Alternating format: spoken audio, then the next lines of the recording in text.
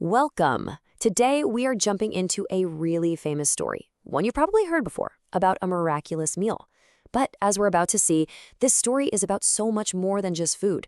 It's about what it truly means to be satisfied deep down. So, let's start with a question. Have you ever had that feeling, you've just eaten a huge meal, you're physically stuffed, but something still feels empty? That exact feeling is really at the heart of what we're exploring today. So here's our game plan. We'll kick things off with the miracle itself. Then we'll dive into why the crowd's reasons for following were a bit off. After that, we'll uncover the meaning of the real food, look at a really powerful promise that came with it, and wrap up by seeing how this whole idea is meant to be lived out day by day. All right, so let's set the scene with an event I'm sure is familiar to many of you, the feeding of the 5,000. Okay, picture this. You've got this enormous crowd. We're talking thousands of people who've been listening to Jesus teach all day long. They're out in the middle of nowhere, and now everybody's stomach is rumbling. It's a huge problem. And what do they have to solve this problem? Well, basically nothing. Just 5 small loaves of bread and a couple of fish. I mean, by any normal logic, this is a completely impossible situation. And yet, the impossible happens. Everybody eats. And I don't mean they just got a little crumb to tide them over. Nope. Everyone ate until they were totally full, completely satisfied. It's a massive, undeniable miracle. Now, this is where the story takes a really fascinating twist, because the main point isn't actually the miracle itself, but what happened the very next day. So the crowd tracks Jesus down again. And you have to ask, why? Were they so blown away by the miracle that they wanted to understand the deeper spiritual meaning behind it? Or was there something else going on? And this slide just lays out the total disconnect. Jesus basically calls them out on it. He says, "You're not looking for me because you understood the sign. You're looking for me because you got a free lunch." See, they wanted a king who would keep their bellies full. But Jesus was offering a solution for a much, much deeper kind of hunger, a spiritual one. And this brings us right to the core of the whole message, where Jesus completely changes the conversation from physical bread to something way more profound. He introduces this idea, the bread of life. And obviously, this isn't food you can buy at a bakery. It's a metaphor. It's all about that deep, lasting spiritual nourishment that truly satisfies your soul, the kind of thing that comes from a relationship built on trust. I mean, that is the key statement right there. And notice the words he uses. Never go hungry and never be thirsty. He's obviously not talking about physical hunger that comes back a few hours later. He's talking about a permanent fix for a totally different kind of need. And this chart just breaks down that contrast perfectly.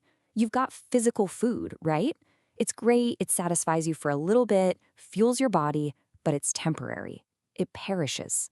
But this spiritual food, this bread of life, is described as everlasting. It's something that sustains the soul for good.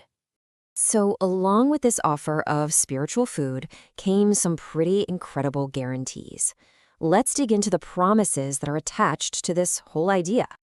Okay, the key thing here is how absolutely secure this promise is. There's no fine print, no terms and conditions apply. It's a straight-up guarantee of total acceptance for anyone and everyone who comes. Yeah, the source material really puts a spotlight on this.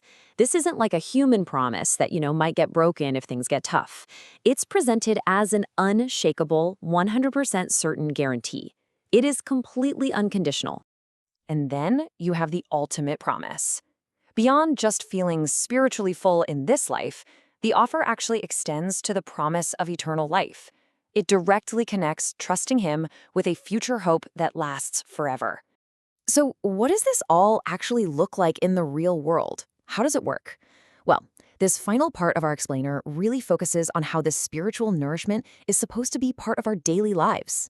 The source material uses this really powerful analogy, drawing a parallel to the story of manna in the desert. You remember that? The Israelites got bread from heaven every single day. But here's the catch. They had to gather it daily. If they got greedy and tried to hoard it, it would spoil. The message is pretty clear. This spiritual relationship isn't a one-time thing you can stock up on. It needs a consistent, daily connection. And to make this even more practical, the source uses a simple but honestly profound illustration about the nature of our worries and all the stresses we carry around every day. Think about it like holding up a glass of water. At first, no big deal, right? It's light. But if you hold it up for an hour, your arm starts to ache. Hold it all day, and it's going to feel impossibly heavy. The weird thing is, the weight of the water never changes, but the longer you hold on to it, the heavier it feels. Our source explains that trusting in God is like finally getting to put that glass down, releasing that constant strain of carrying all your burdens alone. So the main point is this: the invitation isn't for a life with no problems at all. That's not realistic. Instead, it's an invitation to stop trying to carry all those problems by yourself. It's all about a daily relationship that's built on trust, consistently handing over those burdens. And that brings us to our final slide, which kind of turns the whole question back on us. Beyond the physical, beyond the things that last for just a moment, what is it that you are truly hungry for? What kind of fulfillment are you really looking for? It's a powerful question to reflect on. Thanks for joining me for this explainer.